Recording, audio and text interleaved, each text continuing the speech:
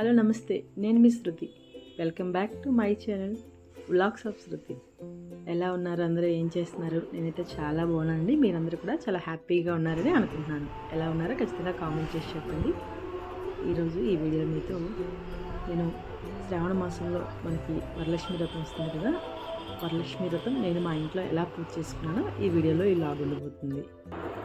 మనం మన ప్రాంతాన్ని బట్టి, మన ఆచారాలు బట్టి, మన పెద్దవాళ్ళు మనకి చెప్పిన విధానాలు బట్టి మనమైతే పూజలు అనేవి చేసుకుంటాం. ప్రజెంట్ మారుతున్న జనరేషన్లో పూజలు కుక్కలా చేసుకున్నారు. కొందరు ఆర్భాటాలకు పోయి, హంగులకు పోయి రకరకాలుగా అన్ని డెకరేషన్స్ ఇవి అని చేసుకున్నారు. ఎవరు మనసుకి ఎలా ఆనందంగా అనిపిస్తే అలా చేసుకోవాలి. ఏది ఎలా ఉన్నా సరే మనం పూజ చేసేటప్పుడు భక్తి శ్రద్ధలతో మన మనస్సు అక్కడే పెట్టి చేస్తే చాలా ప్రశాంతంగా మన మనసుకు అనిపిస్తుంది. ఏదైతే మనకి ఆ పాజిటివ్ ఎనర్జీ ఉంటుందో అది మనకి అలాగా లీడ్ అవుతూ ఉంటుంది అనమాట లైఫ్లో. సో దానికోసం అయితే మనం పూజ చేసుకుంటాం కదా. వరలక్ష్మి వ్రతం అనేటప్పటికీ మనం ఒక పండగలాగా చేసుకుంటాం. ఒక్కొక్కరు విధానాలు బట్టి కొందరు ప్రసాదం చేసుకుంటారు, కొందరు ఒక 3 రకాల ప్రసాదాలు, 5, 9 రకాల ప్రసాదాలు చేసుకుంటారు. ఎవరు ఆనవాయితీ బట్టి, లేదంటే ఎవరికి మనసుకి ఎలా అనిపిస్తే అలా చేసుకుంటూ ఉంటారు.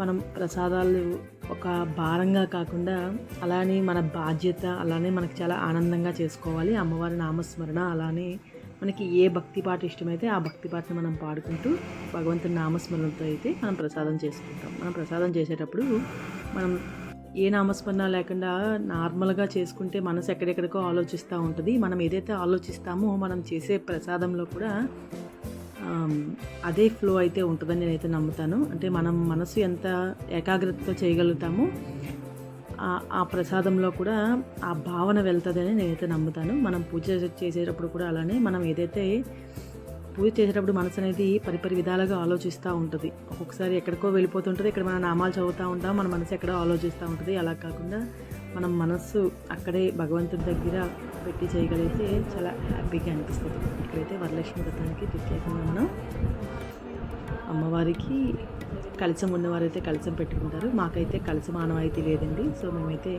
ఫోటోకి దండం పెట్టుకుంటాము. గౌరీదేవిని చేసుకొని దానికి దండం పెట్టుకుంటాము.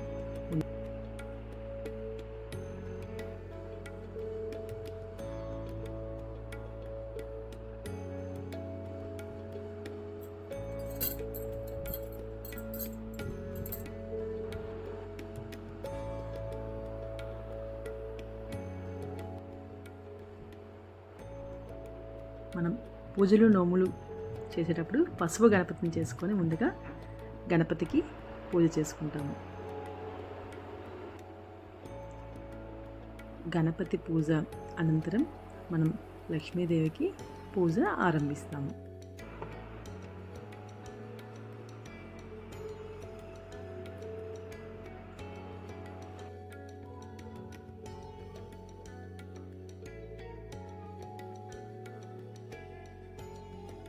అమ్మవారికి పూజ చేసుకునేటప్పుడు మనమైతే తోరణాన్ని ప్రిపేర్ చేసుకోవాలి. ఈ తోరణాన్ని 9 పోగులుగా తీసుకోవాలి. దారం తీసుకునేటప్పుడు 9 పోగులుగా తీసుకోవాలి.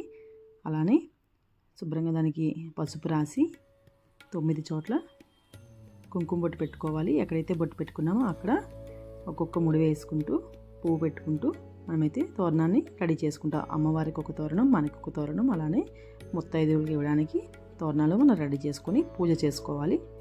మనం అమ్మవారి అష్టోత్తరం అనంతరం రథకథ బుక్లో ఉన్నటువంటి రథకథని చక్కగా చదువుకొని దాని నుంచి వచ్చేటువంటి పరమార్థాన్ని అర్థం చేసుకొని మనసారా అమ్మవారికి దండం పెట్టుకొని ఆ తర్వాత అమ్మవారికి తాంబూలం, చీర, ఇలా మన శక్తి కొలది మనం ఏదైతే అమ్మవారికి పెట్టుకోవాలనుకుంటున్నామో అవన్నీ కూడా పెట్టుకొని నైవేద్యం సమర్పించుకుంటాం.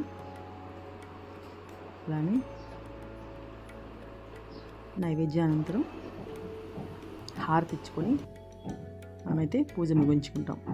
తర్వాత మనకి ఇంటికి వచ్చినటువంటి ముత్తైదువులకి చక్కగా పసుపు కుంకుమ తాంబూలం ఇచ్చుకొని చక్కగా వాళ్ళ దగ్గర అయితే ఆశీర్వాదం తీసుకుంటాం. మన ఇంటికి చిన్నవాళ్ళు అవనియండి, పెద్దవాళ్ళు అవనియండి, ముత్తైదువులకి ఎవరు వచ్చినా సరే మనం వాళ్ళని లక్ష్మీదేవిగా భావించి ఆశీర్వాదం అయితే తీసుకుంటాం. ఈ వీడియోని చూస్తూ ఇంతవరకు మనకు సపోర్ట్ చేస్తున్న మన సబ్స్క్రైబర్స్ అందరికీ, మన ఫాలోవర్స్కి అమ్మవారి ఆశీస్సులు ఎల్లవెల్లా ఉండాలని మనస్ఫూర్తిగా కోరుకుంటూ మీ శృతి. Bye bye. ఆగండి, ఒక చిన్న మాట. ఈ వీడియోని ఆల్గారిథం ఈరోజు రికమెండ్ చేయడం వల్ల మీ వరకు వచ్చిందని నేను అనుకుంటున్నాను. ఆల్గారిథం ఎప్పుడూ ఒకేలా ఉండదు. ఈ వీడియో సపోర్ట్ చేస్తుంది కాబట్టి ప్రతి ఒక్కరు వీడియో చూసిన వాళ్ళు సబ్స్క్రైబ్ చేసుకోకపోతే సబ్స్క్రైబ్ చేసుకోండి. అలానే ఫాలో కొట్టి లైక్ చేసేయండి. Bye bye.